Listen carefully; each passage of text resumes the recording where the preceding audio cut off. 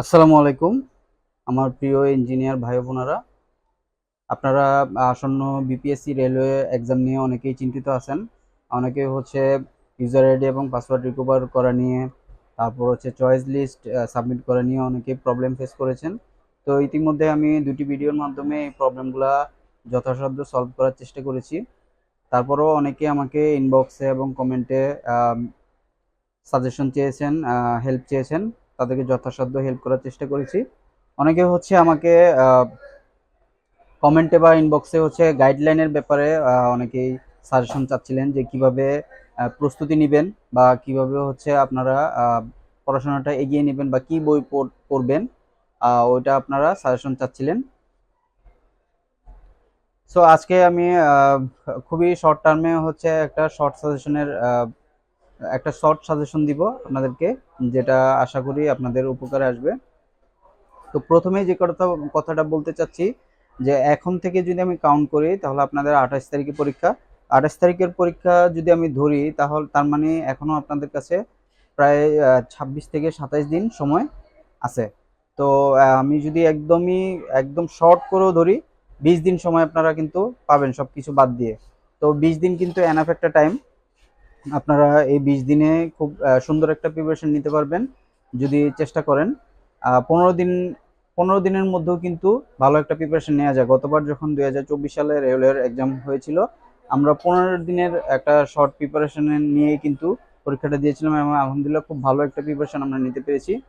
তো যারা হচ্ছে জব করেন বা হচ্ছে এতদিন পড়াশোনা গ্যাপ ছিল, এখন এক্সামের ডেট দেওয়ার পরে আবার পড়াশোনা শুরু করবেন চিন্তা করছেন, তাদের জন্য সাজেশন মানে হচ্ছে একরকম, আর যারা হচ্ছে পড়াশোনার মধ্যে আছেন তাদের জন্য সাজেশনটা হবে অন্যরকম। যারা প্রিপারেশনের মধ্যে আছেন তাদের জন্য সাজেশন দেওয়ার মধ্যে কিছু নেই, কারণ তারা সব কিছুই জানে, তারা শুধু রিভাইজগুলো করে যাবে।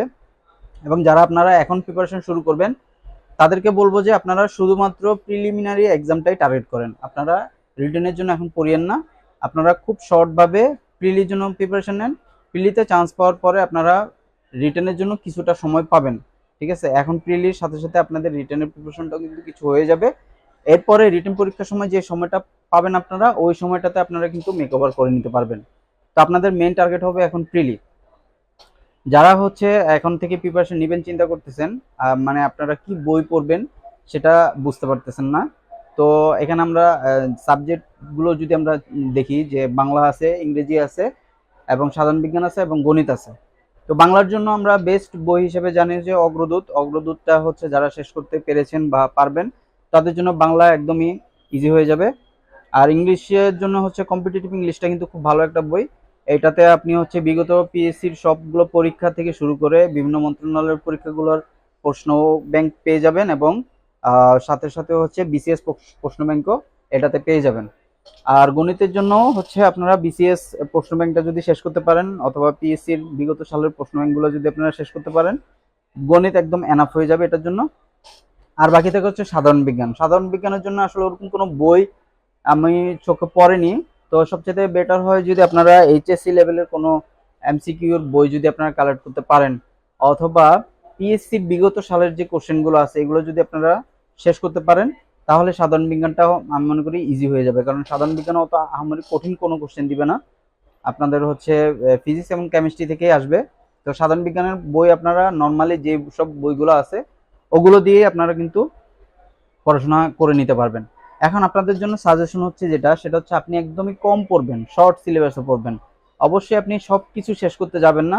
আমি আপনাকে যেটা বলতেছি যে আপনি শুধুমাত্র পিএসসির বিগত সালের কোশ্চেন ব্যাংকগুলোই সলভ করবেন, যেগুলো হচ্ছে বিভিন্ন মন্ত্রণালয়ের পরীক্ষাগুলো।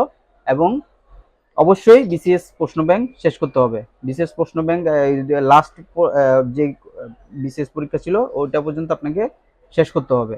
তো বিসিএস প্রশ্ন ব্যাংকটা যদি আপনি শেষ করতে পারেন, আপনার সবগুলো সাবজেক্টেই মোটামুটি আপনি মানে কাভারেজ হয়ে যাবে। এর পাশাপাশি হচ্ছে আপনি পিএসসির যে প্রশ্ন ব্যাংকটা আছে আপনার বিভিন্ন মন্ত্রণালয়ের যে পরীক্ষাগুলো ওগুলো আপনি শেষ করে ফেলবেন, যারা শর্ট শর্ট সাজেশন চাচ্ছেন। আর বইয়ের ব্যাপারে যদি কেউ সাজেশন চান যে ভাইয়া কি বই পড়বো বা কোন বইটা পড়লে ভালো হবে, আমার কাছে পার্সোনালি যে বইটা ভালো লাগছে সেটা আমি এখন দেখাবো।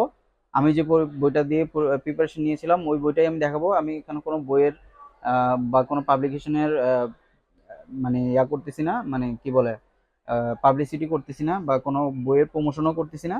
জাস্ট আপনাদেরকে সাজেশন দেওয়ার ক্ষেত্রে আমি এই বইটা আপনাদেরকে সাজেশন দিতে পারি যে এই বইটা জি মাওলার বিপিএসসি নন টেকের যে বইটা এমসিকিউ ডাইজেস্ট, এই বইটাতে এই বইটা আমার কাছে পার্সোনালি ভালো লাগছে।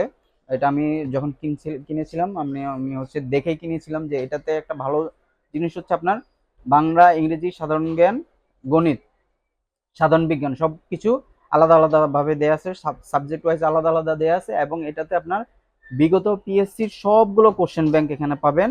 সেই সাথে সাথে বিসিএস প্রিলিমিনারির কোশ্চেনগুলো আপনি পেয়ে যাবেন, মানে বিসিএস কোশ্চেন ব্যাংকটাও এখানে পাচ্ছেন, প্লাস হচ্ছে পিএসসির একদম যত পরীক্ষা হয়েছে বিভিন্ন মন্ত্রণালয়ের সবগুলো আছে। এছাড়াও এটার মধ্যে রিটেনেরও আপনি অনেকগুলো পড়া পাবেন যেগুলো হচ্ছে বিভিন্ন পরীক্ষায় আসছে। তো এই বইটা আমার থেকে ভালো লাগছে যে এটা সাবজেক্ট ওয়াইজ আপনি চাইলে সাবজেক্ট ওয়াইজ আলাদা আলাদাভাবে শেষ করতে পারবেন। তো আমি মনে করি যে আপনারা যারা এখন শর্ট প্রিপারেশন নেবেন তাদের জন্য এটা হচ্ছে মোর দ্যান এনাফ। এটা যদি আপনি সিলেবাসটা শেষ করতে পারেন আপনার জন্য একটা ভালো প্রিপারেশন হয়ে যাবে। কিভাবে পরীক্ষা দিবেন, কিভাবে পরীক্ষার হলে পারফরমেন্স করবেন ওই গাইডলাইন হচ্ছে পরে। এখন এখন আপনার কাজ হচ্ছে আপনাকে সিলেবাস শেষ করতে হবে, যেভাবে হোক সিলেবাস শেষ করতে হবে। সিলেবাসটা অন্তত একবার হলেও আপনাকে শেষ করতে হবে। আপনি যদি দুইবার শেষ করতে পারেন সেটা আপনার জন্য আরো বেটার হয়। তো যেটা আপনাদেরকে মূল যে জিনিসটাতে আমি ফোকাস করতে বলবো, আপনারা সময় নষ্ট করবেন না, কারণ এখনো এনাফ টাইম আছে। আপনি যদি এখন থেকে পড়াশোনা শুরু করেন আপনার জন্য কিন্তু এনাফ টাইম, আপনি কিন্তু শেষ করতে পারবেন সিলেবাস, ঠিক আছে? আপনি এবং একটা ভালো প্রিপারেশন নিয়ে আপনি পরীক্ষা হলে যেতে পারবেন। এটা হচ্ছে বিপিএসসির পরীক্ষা। আপনি যদি প্রিপারেশন ছাড়া মনে করেন ওয়ান নাইট প্রিপারেশন নিয়ে যদি যাওয়ার চিন্তা ভাবনা করেন যে আমি চিটাং থেকে যাব বা সিলেট থেকে গিয়ে আমি পরীক্ষা দিব, এটা কিন্তু আপনার টাকাটাই লস লস হবে। আপনি কিন্তু ওই পরীক্ষাটা ভালো পারফরমেন্স করতে পারবেন না। আপনাকে অবশ্যই পড়াশোনা করে সিলেবাস শেষ করে যাইতে হবে। আবার এখানে যেহেতু নেগেটিভ মার্কিং এর ব্যাপার আছে, সো এখন থেকে পড়াশোনা শুরু করেন। আর মাঝখানে ঈদের বন্ধ আছে, আপনারা সবাই ঈদের বন্ধটা যত শর্ট করবেন আপনাদের জন্য তত সুবিধাজনক হবে। আপনারা ঈদের বন্ধটা খুব শর্ট টাইমে কাটিয়ে আপনারা পড়াশোনা শুরু করেন, এখন থেকে পড়াশোনা শুরু করেন, এখনো অনেক টাইম আছে। 20 দিনের প্রিপারেশন মানে এনাফ একটা প্রিপারেশন নিয়ে আপনারা কিন্তু যেতে পারবেন, ঠিক আছে?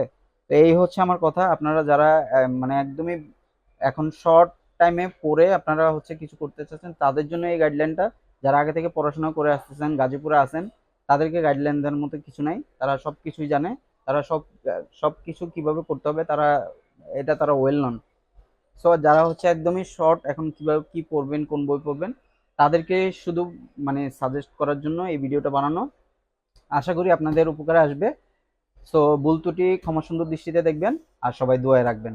ঠিক আছে, ধন্যবাদ, ভালো থাকবেন, আসসালামু আলাইকুম।